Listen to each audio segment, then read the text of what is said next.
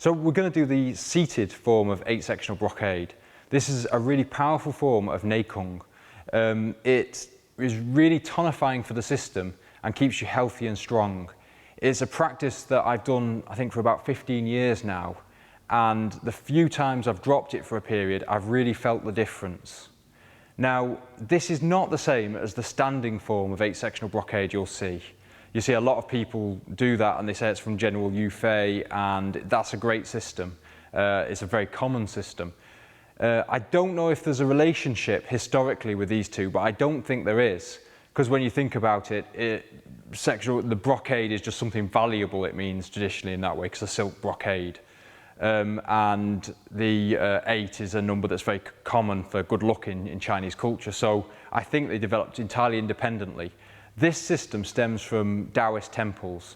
The two sources I learnt it from, Yujin Li and Chao Chang Hung's systems, both come directly from different Taoist temples. So I presume it was a reasonably common form of training in Taoist temples. Sometimes you'll see people like Yang Zhangming have written a book where they copied Chao Chang Hung's information about this system. And in that book, he says it's a Buddhist system. That's incorrect as far as I can see. Again, Yang Zhangming also says it's for sick people because you're sitting down, but that's also a common error that I'd like to really put pay to. This is for anyone, and it's really good. If you look at any strongman book or boxing book prior to the 1930s, these athletes recommended self-massage daily. And in essence, that's what a lot of the start of the 8-sectional brocade is. The first section, dry bath, is just rubbing the body and warming it up and making it work right.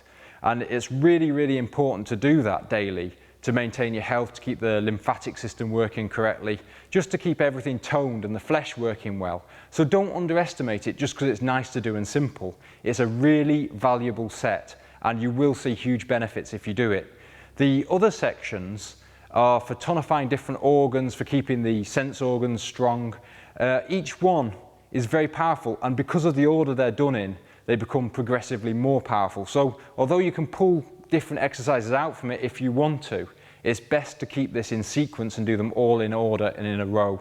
That's the best way to develop the 8-sectional brocade. This practice takes about 20 minutes per day.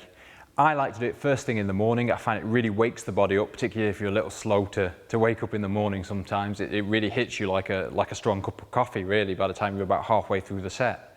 You can sit down for it. You can sit on the end of your bed if you do it first thing in the morning. You don't have to do it first thing in the morning. You can do it any time in the day. If you do it late evening, it might wake you up a little bit too much to sleep, so you might want to think about that. You can do it on a regular seat if you want. I often do it on a little bench because I can go straight into meditation from that. You can really do it anywhere and anyhow that you want. It's best to do it if you can naked. Now, I'm not going to do it naked on this clip, don't worry. Really, you don't want to see that. But it is best to do naked because it is self-massage, and it's best to be able to get at your body as you do it, of course, and actually warm the body up. A lot of people, when they massage themselves, they're very light with it. You don't want that. You want to really wake the flesh up. You want the flesh to be trained. You want to move the blood. You want to move the lymphatic system. So you really want to be, actually warming your body up, actually in contact with yourself. And the more you get used to that, the easier it will become. An awful lot of the exercises are very intuitive and natural. It's almost like they've taken human Qigong and used it. In other words, when someone's tired, often they'll pinch the bridge of the nose, and that's because they absolutely crave that energetic movement, and that's a way of moving it in a certain way. It's actually pinching the end of the bladder meridian, and that's part of the set. People rub their eyes, they rub the chest. If they've eaten a big meal, they rub the stomach. So an awful lot of these things are basically doing what your body craves before it absolutely needs to do it. Because we're not that in touch with our subconscious, and we have an awful lot of conditioned response. We hold ourselves back from naturally just rubbing ourselves, naturally doing exercise. You look at children, they're always doing what we think of as Qigong movements. But because we are a little inhibited and we have a lot of social constructs on top of us, we tend not to do those things until we're absolutely desperate for them. So when you see someone who's really tired, or they're sort of rubbing their nose because they've got a cold or something, that's the very last moment they could do it at. Now the 8-sectional brocade, by doing it earlier, helps you avoid getting that far down the line. It keeps the body strong and in good health. So it's an excellent practice to begin.